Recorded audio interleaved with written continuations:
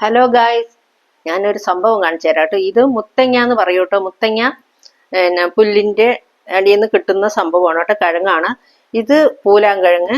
ഇത് കസ്തൂരി എന്ന് പറയൂ കേട്ടോ. ഇതൊക്കെ അരച്ചിട്ട് തേച്ച് കുളിച്ച നല്ലൊരു മണമാണ് കേട്ടോ. പിന്നെ ഇത് മരിക്കൊഴുന്ത കേട്ടോ.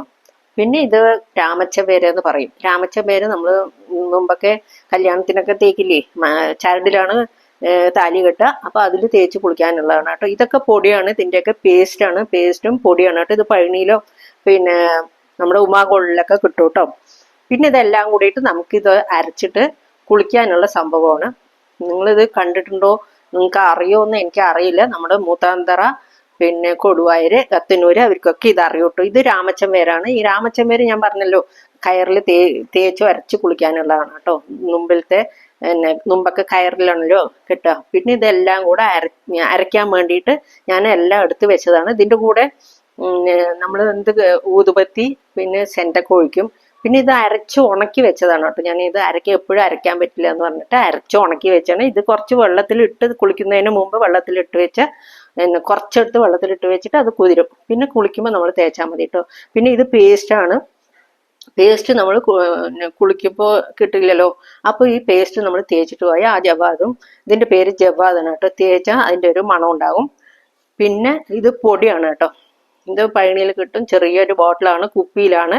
ഈ പൊടി അങ്ങനെ തേക്കുക വെച്ചാൽ നമ്മൾ കുറച്ച് പൊടി എടുക്കുക. എന്നിട്ട് അതിന് നമ്മൾ വിരലൊന്നും കൊള്ളില്ല. അപ്പോൾ ഒരു കോലെടുത്തിട്ട് എടുക്കുക കേട്ടോ.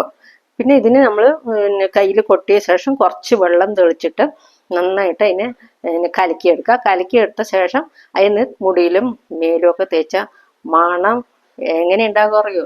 സെൻ്റൊന്നും ആവശ്യമില്ല. മുമ്പൊന്നും സെൻ്റ് തേക്കില്ലല്ലോ. അപ്പം ഇതൊക്കെയാണ് ആയുർവേദത്തിൻ്റെയാണ്. അലർജി വരില്ല കേട്ടോ. നമ്മൾ ഈ ആയുർവേദമൊക്കെ ഉണ്ടെങ്കിൽ ഉണ്ടല്ലോ, ദേഹത്തൊക്കെ തേച്ചാലും ഒരു അലർജിയും വരില്ല. നമുക്ക് ചൊറിച്ചലോ കാര്യങ്ങളോ ഒന്നും വരില്ല കേട്ടോ. നല്ല സൂപ്പറായിട്ടുണ്ടാകും. നമ്മൾ ഈ സെൻ്റൊക്കെ ഉപയോഗിക്കുന്നത് എന്തെങ്കിലും അലർജിയൊക്കെ വരും കേട്ടോ. സ്പ്രേ ഒക്കെ ഇപ്പം അടിക്കുന്നുണ്ട്. പിന്നെ ഈ ജവാദ് ഉണ്ടല്ലോ, ഭസ്മം ഇടാം നമുക്ക്. ഇതിൻ്റെ പൊടി കുറച്ചെടുത്ത് ഭസ്മം ഇട്ടിട്ട് നമ്മൾ പട്ടയക്കൊടുലാണെങ്കിൽ അത് ഇടാം കേട്ടോ. പിന്നെ സൂപ്പറായിട്ടുണ്ടാകും. നിങ്ങളിത് അറിയുമെന്ന് അറിയില്ല. ഉപയോഗിക്കുകയാണെങ്കിൽ ലൈക്ക് ചെയ്യുക, കമൻറ്റ് ചെയ്യുക, സബ്സ്ക്രൈബ് ചെയ്യുക, ഷെയർ ചെയ്യുക. ഒന്ന് ഉപയോഗിച്ച് നോക്കൂ കേട്ടോ. അടുത്ത വീഡിയോ